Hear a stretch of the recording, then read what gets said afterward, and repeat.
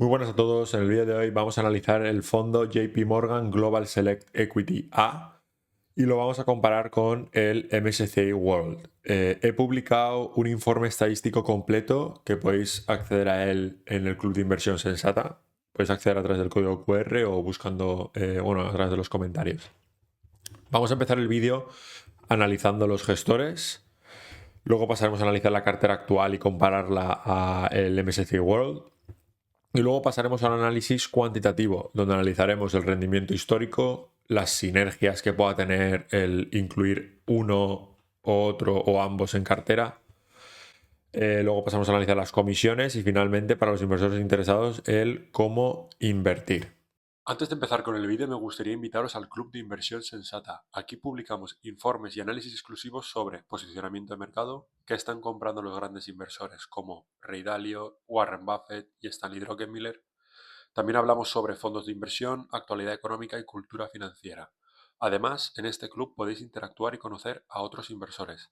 Si estáis interesados en uniros, lo podéis hacer a través del código QR que veis en pantalla o con el link de los comentarios.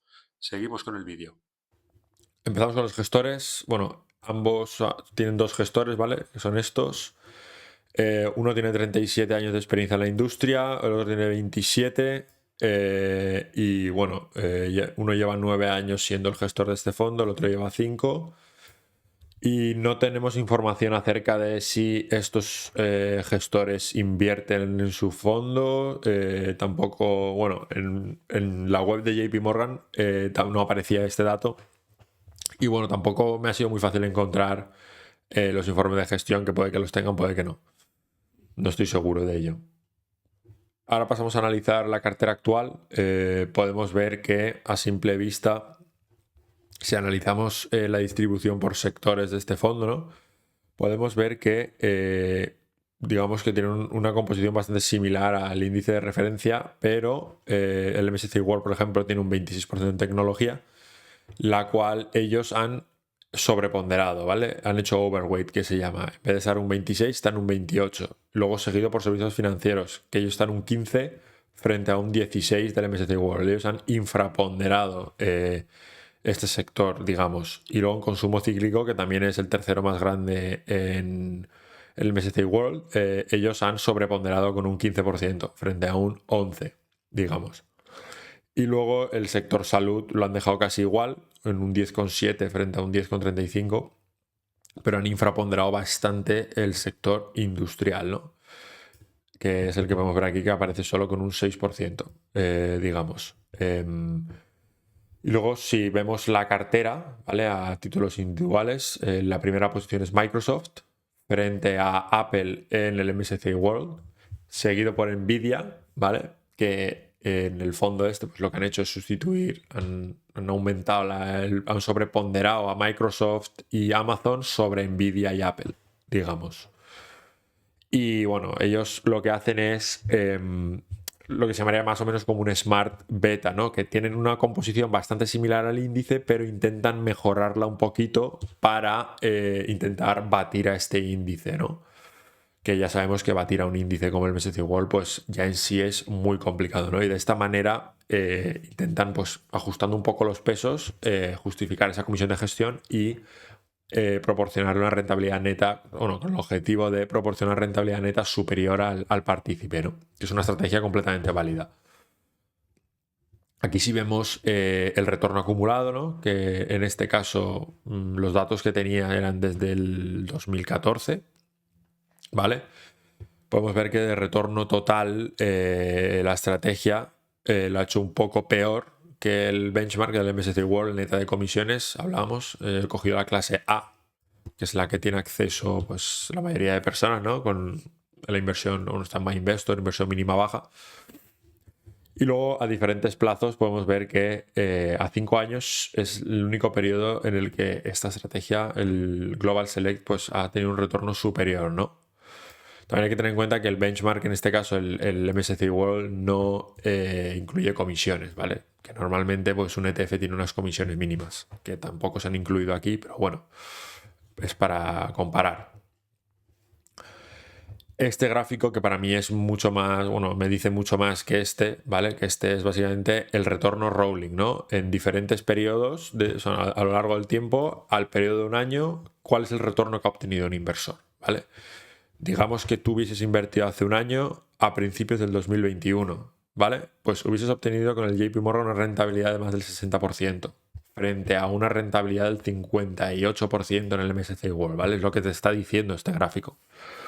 Aquí lo que buscamos es que la línea negra, que es el fondo en cuestión, esté consistentemente por encima de la línea gris, que es el índice de referencia o contra lo que lo estamos comparando, ¿no? Y en este caso, pues está bastante reñido, ¿no? A simple vista, no es fácil decir si consistentemente más de un 50% de las veces no está por encima de esa línea gris. Y si pasamos a analizar el retorno mediano, ¿no? Que lo que quiere decir es que en el plazo de un año, que el 50% de las veces el JP Morgan Global Select ha obtenido un 10,36% de retorno a un año o más, frente a un 10,75% del MSCI World, ¿no? Un 10,75 o más, ¿no? Un 50% de las veces, lo que quiere decir ese mediano, ¿no? Y si pasamos a un retorno medio, podemos ver que tiene un retorno muy similar, del 12%, ambos, ¿vale? Un poco inferior al JP Morgan, pero bueno, es muy similar. Y luego si nos fijamos en la volatilidad, el JP Morgan tiene un 13% de volatilidad frente a un 12,54, también muy similar. Ya sabemos que como realmente están cambiando un poquito la combinación de pesos del MSCI World, pues es muy, o sea, lo normal es esperarse estos resultados, ¿no? Pues que sean muy similares, tanto el riesgo como el retorno, como las probabilidades de un retorno positivo en el plazo de un año, ¿no? Que son casi prácticamente iguales, 84%. Y luego, pero lo bueno que tiene es que la gestión activa esta se nota, ¿no? En el retorno máximo. El retorno máximo podemos ver que es de un 69% para el JP Morgan frente a un 58% en el plazo de un año, ¿no? 59% del MSCI World. Y luego en caída mínima, bueno, lo máximo que ha caído este fondo en el plazo de un año es de un menos 22% frente a un 20% del MSCI World, ¿no? En caída mínima, o sea, en caída máxima lo hace superior, pero también tiene una caída mínima inferior. Entonces, hay que tener esto en cuenta. Y luego este gráfico nos muestra a diferentes periodos de inversión, ¿no? Desde un día a 10 años, la probabilidad de obtener un retorno positivo, ¿vale? Que esto es básicamente un retorno de más de cero a 6 meses, 3 meses, etc. a lo largo de los datos, ¿no? Que hemos calculado que esto es desde el 4 de marzo del 2014 hasta el 7 de enero del 2025, ¿no? Que hice este análisis. Podemos ver que ambos, en el periodo analizado, pues están por encima del 50% en obtención de un retorno positivo, o sea, la estadística es favorable. Y bueno, están muy parejos, digamos, se van por muy poco y bueno, podemos ver pues que a lo mejor el MSCI World en algunas ocasiones pues tiene una probabilidad 1-2% superior, ¿no? Y ahora pasamos a analizar pues esas caídas, ¿no? Aquí es muy importante saber cuánto cae el fondo, cuánto tarda en recuperarse, si es mejor que su índice de referencia o no. Al final, esto nos ayuda a la hora de determinar si el gestor realmente lleva bien las caídas, si es un fondo adecuado a nuestro perfil de riesgo, etc. Podemos ver que en el gráfico este lo que muestra son, hemos subrayado diferentes periodos donde se ha iniciado una caída, ¿no? Y hasta que se ha recuperado las 5 top caídas, ¿no? Que es lo que podemos ver aquí. Podemos ver que la peor caída que ha sufrido este fondo fue en el COVID, ¿vale? Y fue de un menos 35% desde máximos y tardó 314 días en volver a recuperar esos máximos, ¿vale? Si comparamos esa caída con la del MSCI World, que es de un menos 33%, pues bueno, cayó un 2% más, digamos. Básicamente casi que la comisión de gestión. Y luego tardó en recuperarse el MSCI World 323 días, un poco más que el JP Morgan Global Select, ¿no? Igual justifica un poco esa gestión activa, digamos. Cayeron básicamente lo mismo, pero JP Morgan tardó, pues, tampoco mucho menos, ¿no? Tardó, digamos, 7 días en recuperarse, 8. Y luego una estadística más significativa, ¿no? Para el día a día es la caída media, que es de un 2% para el JP Morgan y un 1,91% para el benchmark, ¿no? Pues cae un poquito menos, pero bueno, es muy similar y la mediana igual. y luego en tiempos de recuperación son idénticos, ¿vale? Podríamos decir que, claro, al cambiar tan poquito ese asset allocation, ¿no? Frente a su índice de referencia, pues es normal que se comporten prácticamente casi igual, ¿no? Como vamos también a apreciar en este gráfico. Y en cuanto a alfa, que es una métrica que se utiliza para analizar el rendimiento ajustado al riesgo, ¿no? Lo que interesa ver es esa gestión activa neta esté generando un alfa positivo, ¿no? Que en este caso podemos ver que sí que lo hace, ¿vale? Aunque aparezca que el retorno no es tan elevado, si ajustamos en términos de riesgo, este fondo está generando un alfa anualizado positivo, ¿vale? A lo largo del tiempo podemos ver que se pasa la mayoría del tiempo en territorio positivo, por encima del 0, ¿vale? Podemos ver que tiene un alfa del 4,42% frente al MSCI World. Y bueno, otras métricas como el Sharpe Ratio, que lo que mide es rentabilidad sobre volatilidad. Por cada unidad de volatilidad, cuánta rentabilidad recibo. Podemos ver que el neto de comisiones está por debajo del benchmark. Bueno, pero bueno, son ligeras, o sea, tampoco se nota, es una barbaridad, ¿no? Pero lo que sí que es muy positivo es ese alfa, ¿no? Que genera de un 4,42%. Y bueno, aquí podemos ver el Sharpe Ratio, cómo fluctúa, que es lo mismo en lo que estábamos mirando antes, rentabilidad-riesgo en cuanto a volatilidad. Queremos ver la línea negra por encima de la gris consistentemente. Aquí está muy reñido. Esta métrica sí que le cuesta un poco más al JP Morgan, ¿no? Y aquí podemos ver las sinergias, ¿vale?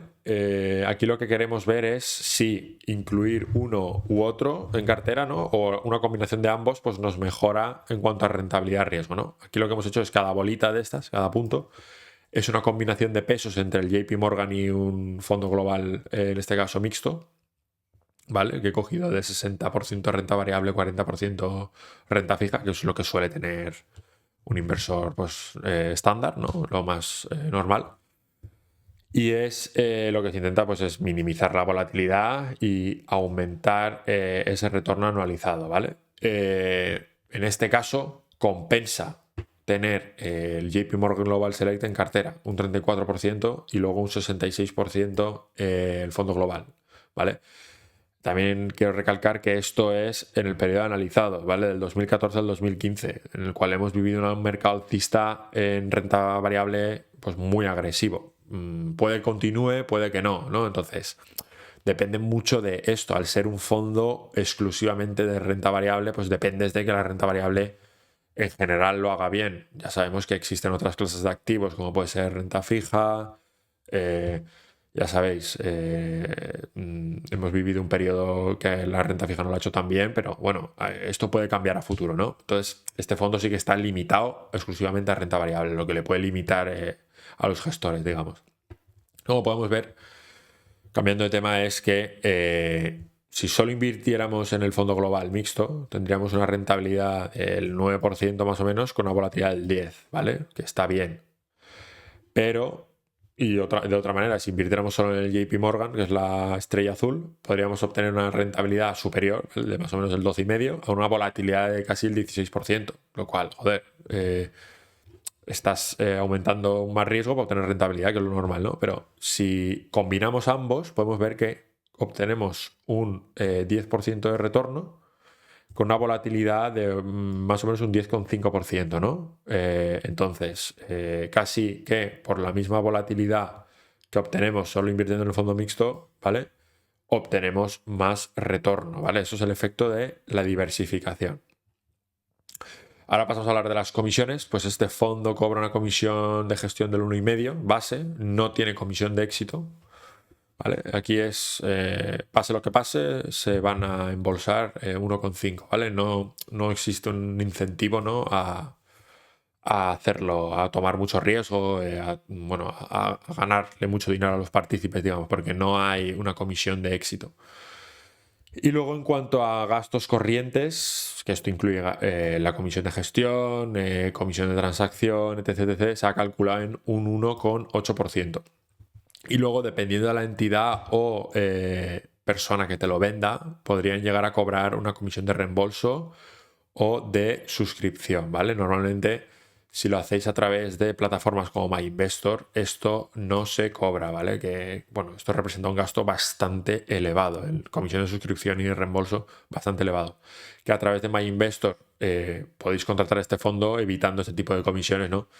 Y si os registráis con mi código, que es PK23T, o con el enlace de los comentarios, pues podéis obtener 20 euros gratuitos para invertir, pues bueno, por esto.